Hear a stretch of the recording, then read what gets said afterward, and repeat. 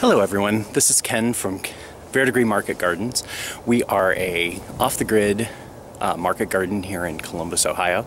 And to start off the new year here, 2020, I figured I'd give you a bit of a garden tour, even though it is the midst of winter. I'll give you an idea of what our garden looks like and the things that we have planned for this year. And with that, here we go.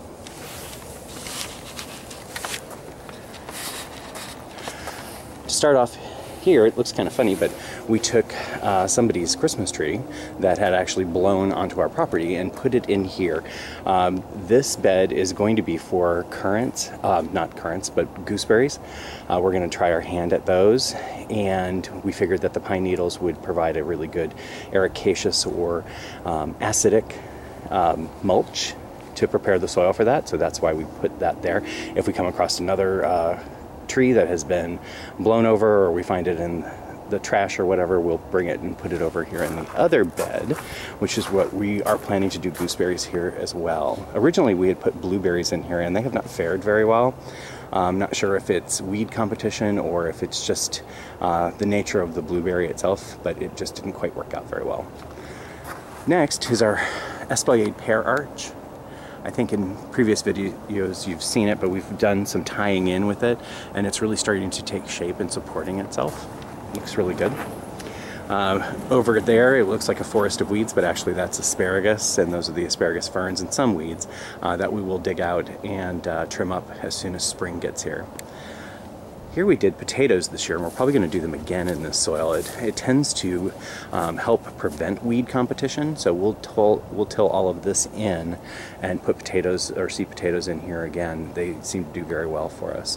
We'll be focusing a lot on hard to get varieties like French fingerlings and a few others that you don't see in the supermarket or at the farmer's market very often.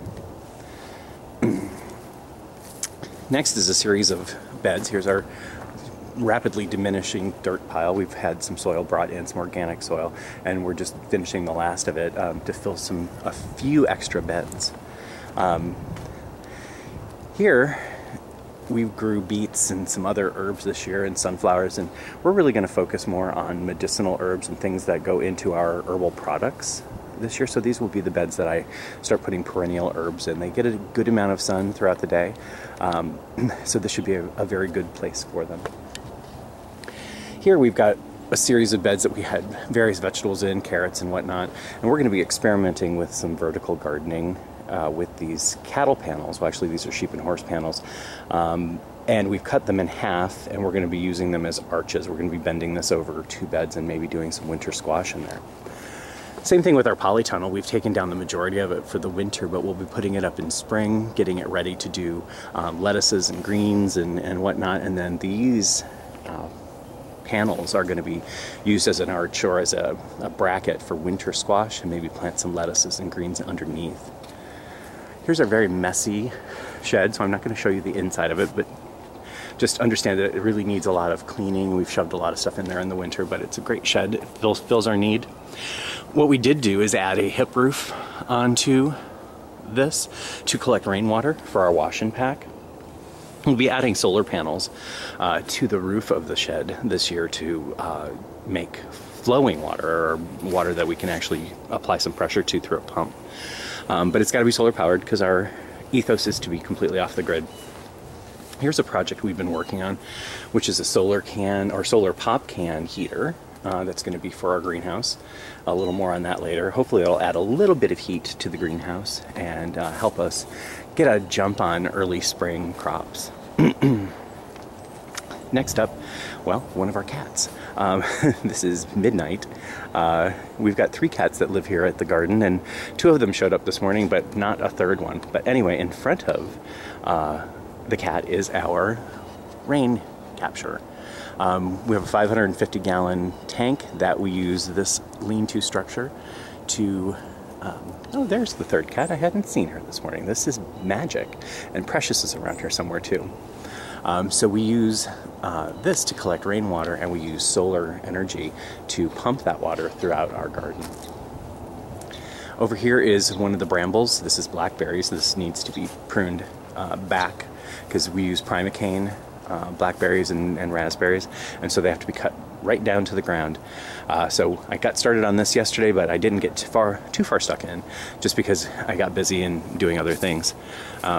This next area we did get to, which was our golden raspberries. Those have been cut down for the year.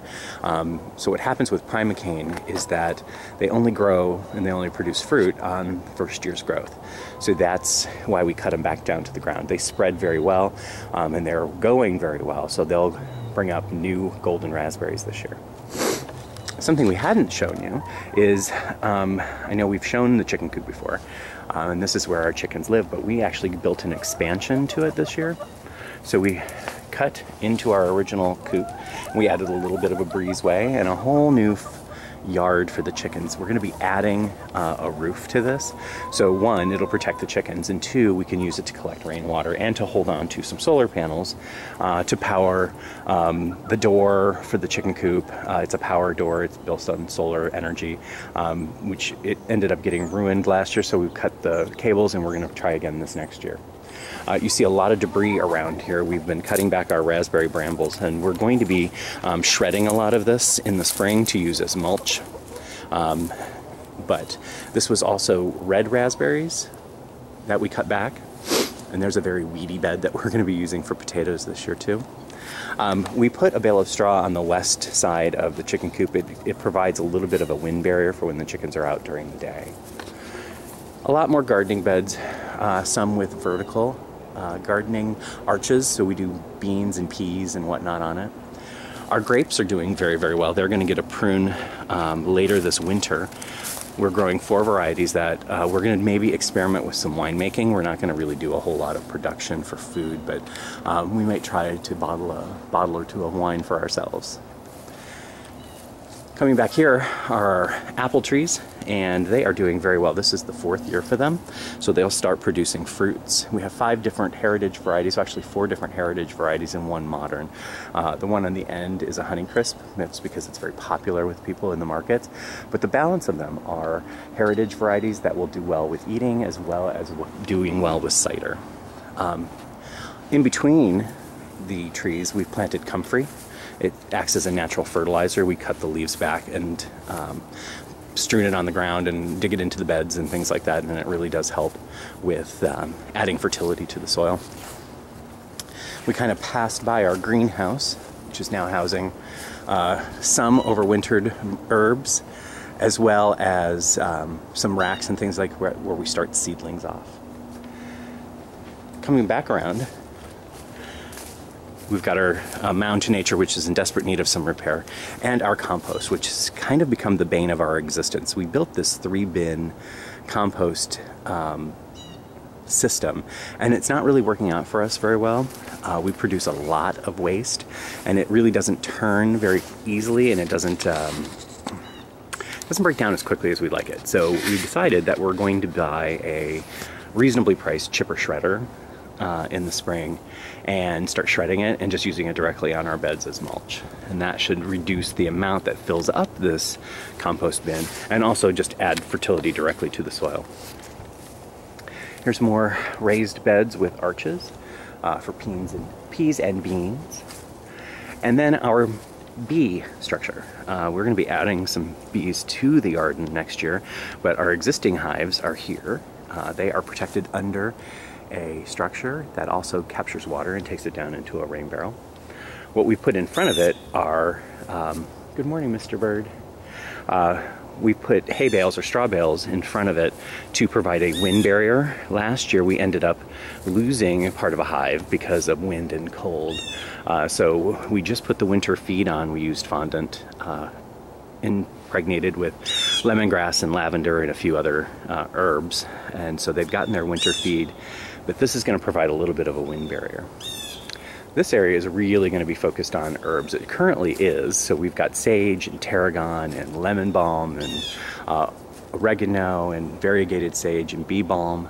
So these empty beds here are going to be all herbs, perennial herbs and annual herbs that we'll use in making products such as our salves and soaps and lotions and whatnot. This area over here is also going to be the new bee area. We sunk these posts a couple of years ago in anticipation of adding more bees. And that's where we'll be adding those in the spring.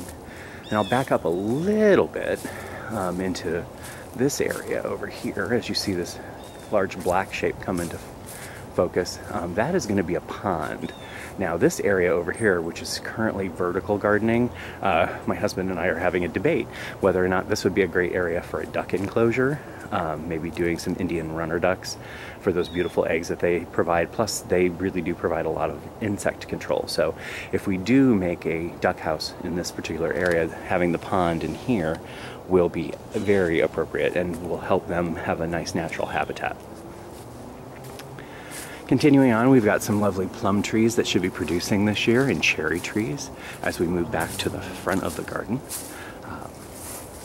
We've got a big bunch of anise hyssop, which is great, and sorrel that is going to be coming back year after year. And we've added some Korean cherry bushes. We have one at home, so we decided we would add 2 more to our garden. And then finishing up, this is the rhubarb bed.